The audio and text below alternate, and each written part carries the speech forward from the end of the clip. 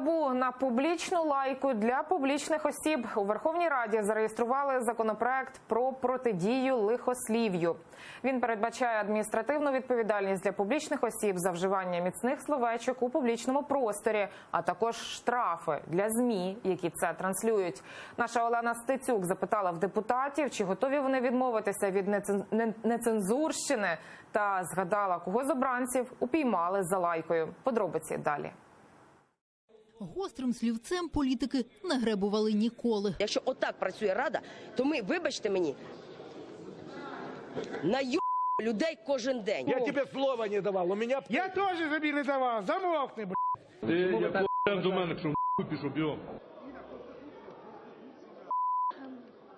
Пішов ти на разом зі своїм телеканалом. Ти поняв мене чи ні? Може так статися, що за це публічним особам доведеться сплатити штраф. Сума аж до 100 гривень. Або виправні роботи. Звісно, якщо самі ж вони ухвалять законопроект про протидію лихослів'ю. Авторка ініціативи Ольга Богомолець каже, лайка – це хвороба суспільства. Її слід позбутися у публічному просторі. Це її порада як лікаря і крик душі на завершення депутатської каденції.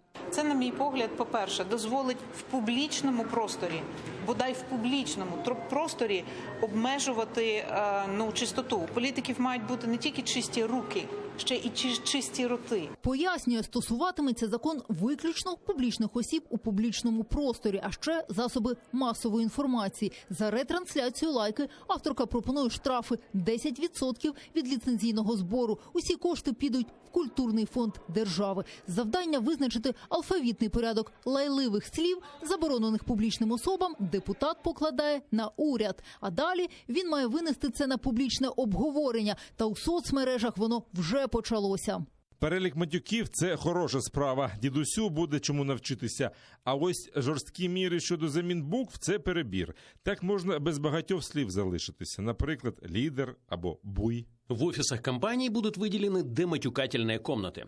В заведениях общепита теперь будут 3 зала для курящих, для некурящих и залы для дематюкации. Без справки о дематюкации детей не будут принимать в школы и детсады. Засновано комітет опору дематюкації. Записуємось, панове брати і сестри.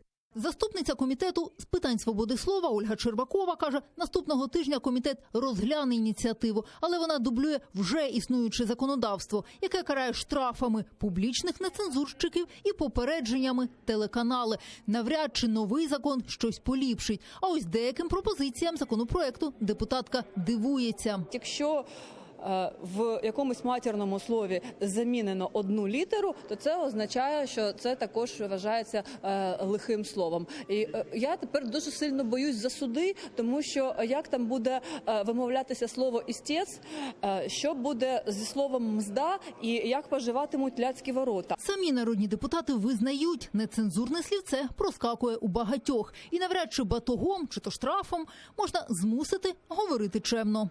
Я не бачу в цьому критичності, які ці проблеми. Тобто, спілкуючи середовище депутатів Верховної Ради, колег, точно в середньому матюкаються менше, ніж там вийти на вулицю і послухати там. Я думаю, що всіх проскакують такі слова, і всіх українців, особливо коли українці починають саме нервуватися, особливо коли платіжки отримують, матюки перетворюють тебе в москаля. Так що не матюкайтеся, українці. Сама ж авторка законопроекту про протидію лихослів'ю радить, якщо тягне на нецензурні слова, краще лаятися рідною мовою. Українці ніколи не лаялись і не вживали лайку нижче пояса. Для України характерно абсолютно інший пантеїстичний вимір лайки. І давайте повертатися. Хочете лайтеся, лайтесь українською. А як це? Бодай би тебе когут копнув.